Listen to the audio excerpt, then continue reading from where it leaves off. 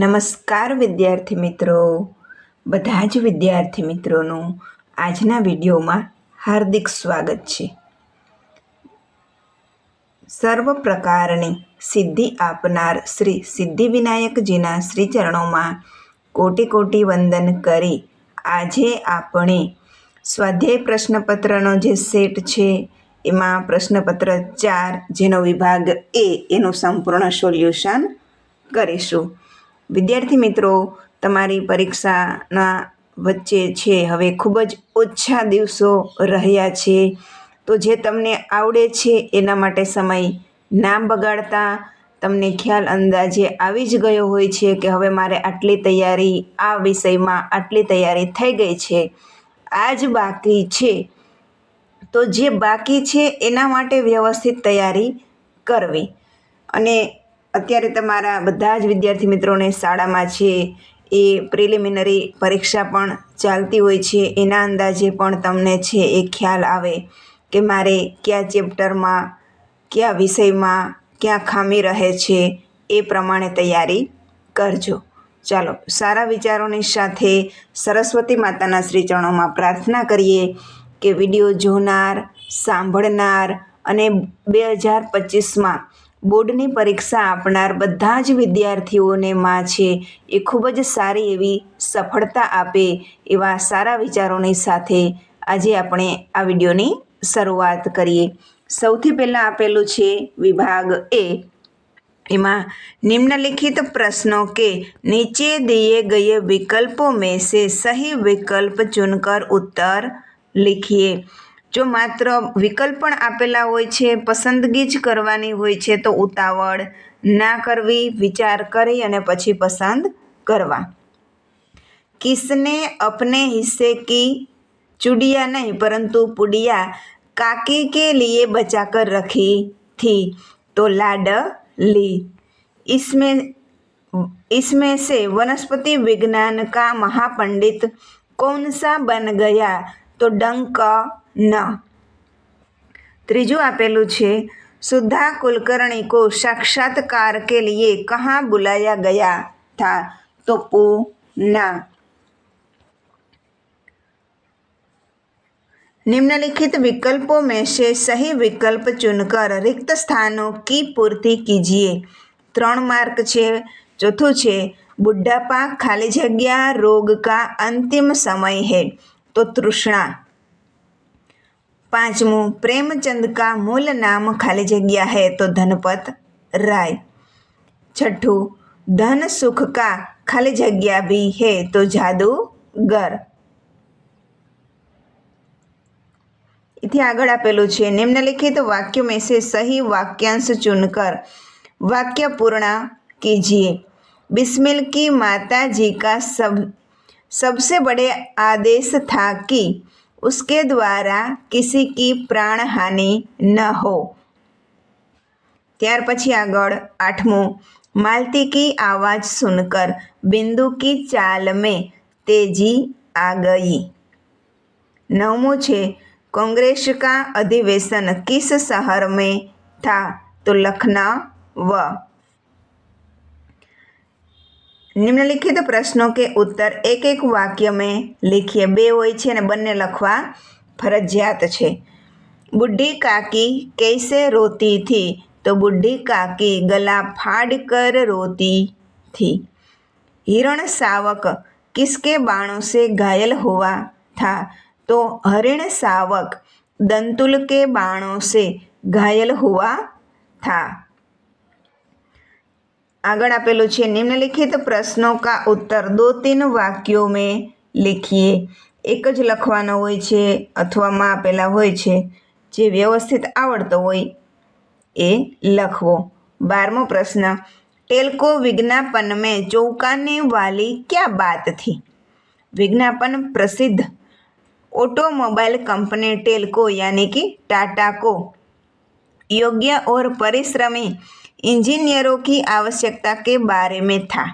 इसमें अंतिम पंक्ति में छोटे छोटे अक्षरों में लिखा था महिला उम्मीदवार आवेदन न भेजो.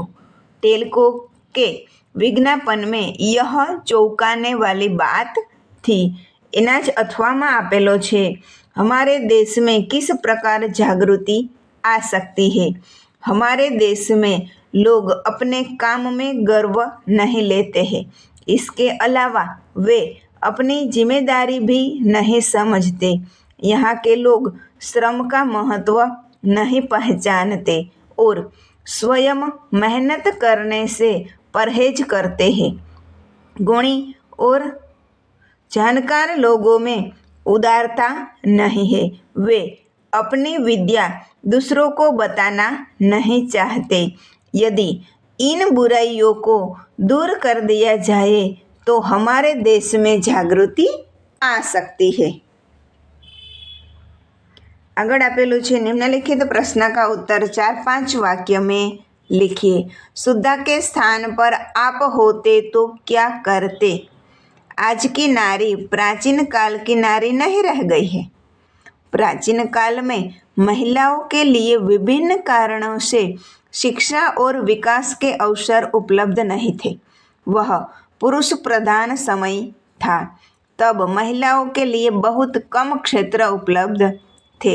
इसलिए लोगों की धारणा बन गई थी कि महिलाएं कुछ निश्चित कार्य ही कर सकती हैं। आज महिलाओं के लिए शिक्षा, तकनीक, राजनीति, व्यवसाय, विज्ञान आदि हर क्षेत्र खुले हैं। प्रत्येक क्षेत्र में महिलाएं पुरुषों के साथ कंधे से कंधा मिलाकर कार्य कर रही हैं।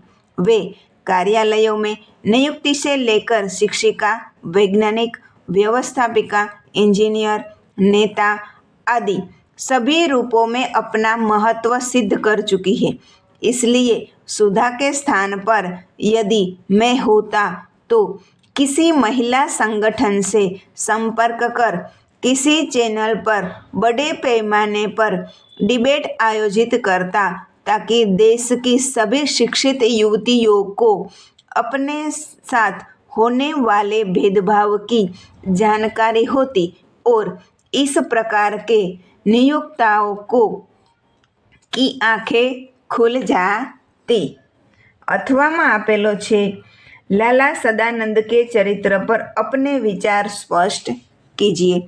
लाला सदानंद के चरित्र पर अपने विचार स्पष्ट कीजिए। उत्तर आपेलो छे, अहींया 2 વાર प्रश्न टाइप थई गयेलो छे।